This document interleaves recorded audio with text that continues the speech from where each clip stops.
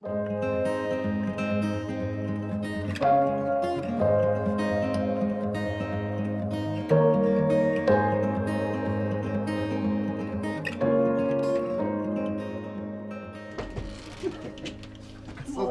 close enough.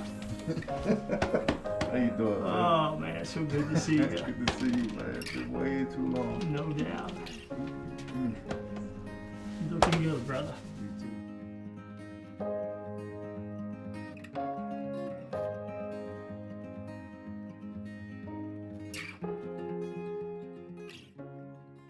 The two of you have a lot in common. Obviously, decades in professional baseball, each of you.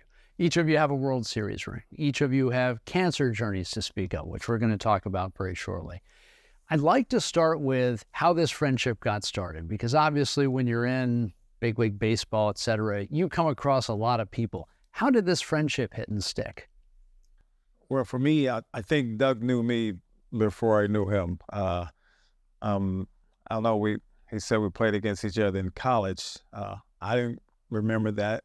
But I remember meeting Doug when I was managing in AA in Altoona, Pennsylvania.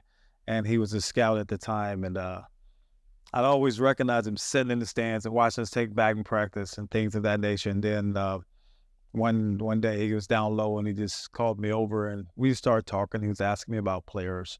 And we just kind of hit it off, you meet people and you connect. And for me, it was just an instant connection. When I met him, I was like, this is a good dude right here.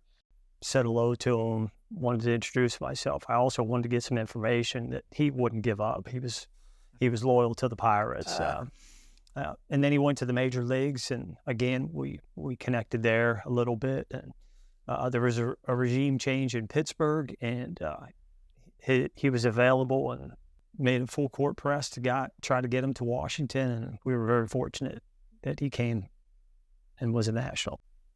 I ended up calling him back, and I accepted a job in Harrisburg to manage the Senators. But it's one of the highlights of my career, because Doug never treated me like an employee.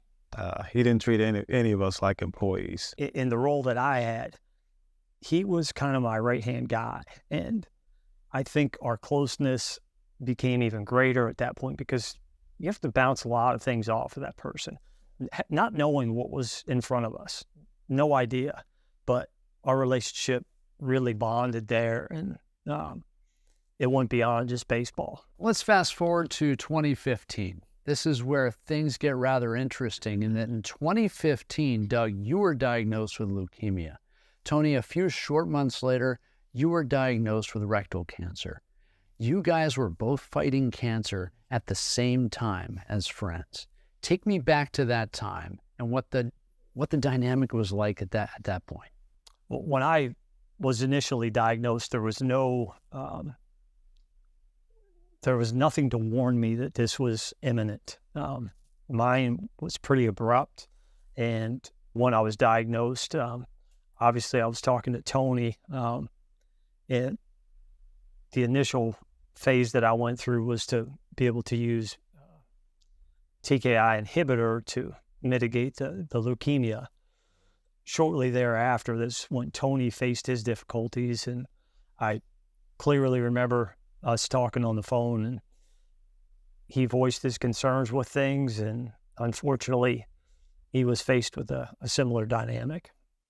Yeah, I mean, for me, it was like, obviously it was a time in my life where, it was something that, in my mind, I was healthy and something that couldn't happen to me. I mean, that's kind of how I looked at it. And, but when I think back in hindsight, I ignored signs. Yeah, I was stage 3.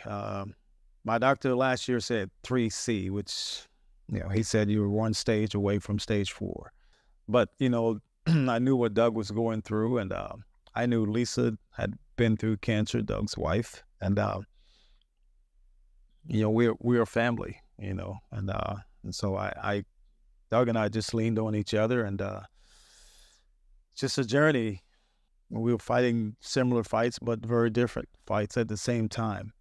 The fact that we were there for each other and just, he leaned on me a lot. He asked me a lot of questions because I couldn't hide if I wanted to because I was in the public eye with my job. I mean, he's my brother and my friend, and I love him. And I mean, I always felt like he was going through something much more difficult than what I was. And I wanted to be there for him. And one of the things that differentiates your cancer journeys a bit is that, Doug, you fought cancer 4 times now, successfully. You're 4-0 on this. Even through my first 3 battles, I probably still had an element of invincibility, or I wasn't very smart, one of the two. But it took me until I was through my 3rd episode to realize how precious each day is and to be where your feet are. And you got to remind yourself each day. And Tony is really, I was raised with faith, but he has been the fuel that has fed that faith even more now. That each day mentality is something else you both have in common, because Tony, I know on the first day of spring training following your surgery, you spoke to your team.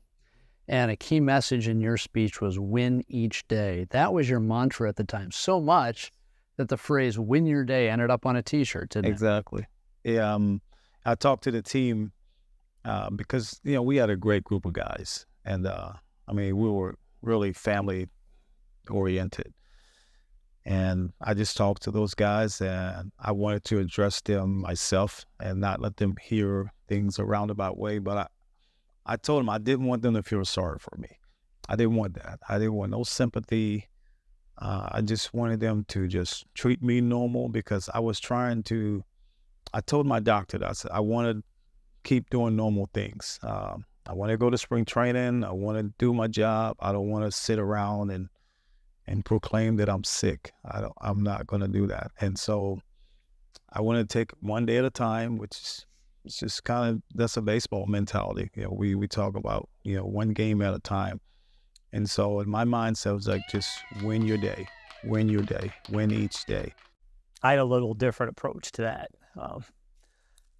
There were certain elements that I expected. I was inpatient a little bit more, I think, than Tony was, other than his surgery.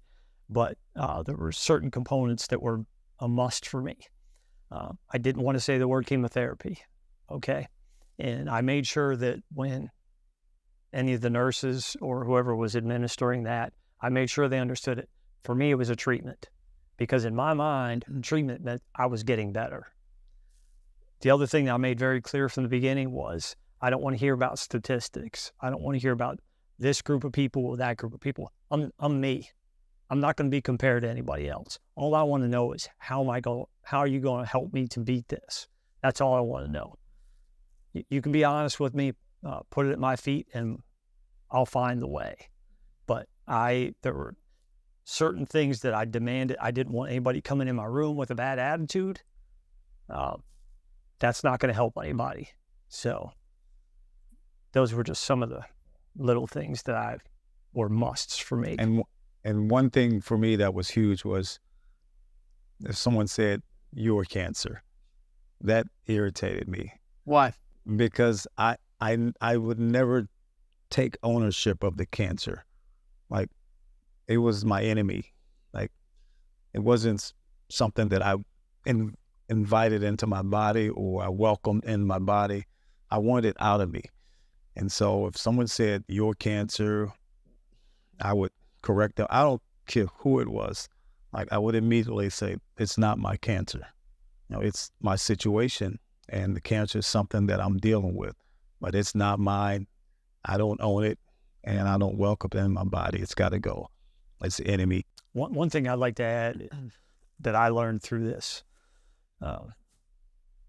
Tony and I, our journey has been very difficult, but everybody has crosses to bear. And to label one bigger than the other person's, that's unfair. It's totally unfair. Their cross to bear is their biggest cross to bear, as was ours. And thankfully, we've been able to help other people. That's a blessing to be able to do that. And I feel very strongly about this. I'm sure Tony does, but we've both been very fortunate to be part of World Championship clubs. But the opportunity to lift other people up and help them get through a difficult time for me is far more valuable than that. You've both displayed immense perseverance over the years, and it's gotten you to where you are today. That said, someone watching this video right now may be at the low point, or what they think is going to be the low point of their treatment, if not their entire life. What words do you have for them to get them to keep going?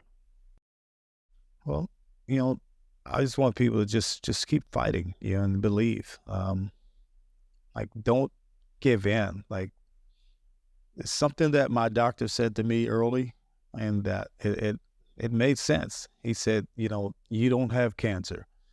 Cancer has you, and cancer's got to deal with you. And so how you fight it is going to make the difference, not what you allow it to do to you.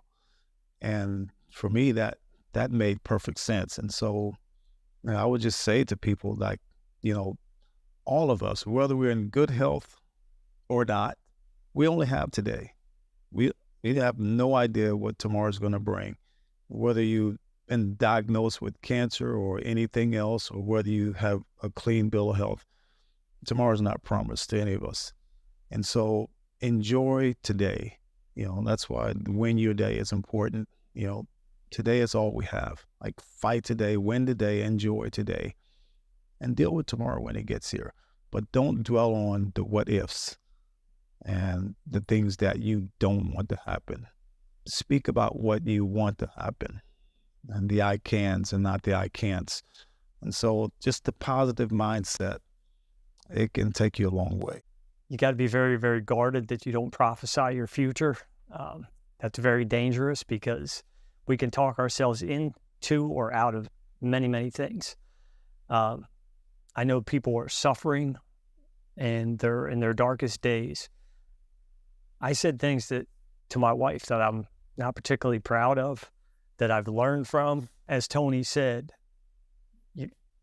what comes out of your mouth is real and can carry you. So you got to be very, very careful that you don't prophesy beyond the moment. As Tony said, you got to fight and stay in the moment. Don't think about the what ifs or the probability of this or probability of that. Take care of now. Take care of now, because we're not guaranteed tomorrow at all. Taking it back to the beginning, for someone who's watching this, who's just heard those words, you have cancer. What's most important for that person to do right away to kind of frame the experience that lies ahead for them? What's different today than yesterday? I've just got news of something that I didn't know yesterday, but I had it yesterday. And so don't get so caught up. That word is scares people. People hear cancer and they immediately, for some reason, go death. Like, they relate it to, like, it's final. And, like, don't give the word that type of power. I just think that your life is a journey, and you have no idea, like, where it's going to take you and what you're going to go through. But there are going to be highs and lows, and you just don't know what they're going to be. And so if you can enjoy the great times in life, then when things are tough, you got to find a way, to embrace that. And I just looked at it as if, and like I said, I took a faith approach. If I can praise God when I'm on the top of the mountain, then I need to praise God when I'm in the valley as well. And for me, that gave me strength. Dwelling on the what ifs is a complete waste of time. When you're going through these difficult times, your energy is finite. And wasting time or energy dwelling on the what ifs takes away from what you can focus on in the now. So maximizing whatever it may be, even if it's the smallest detail in the now, take care of that. The what ifs don't matter. If you don't take care of the now, you're not going to get to the what ifs. You guys aren't just a couple guys with World Series rings. You're a couple guys who've beaten cancer and are talking about it now and sharing your story. And we thank you for doing that. Thank you for taking the time. Thank you. Thank you for the opportunity to allow us to share it with other people and hopefully help.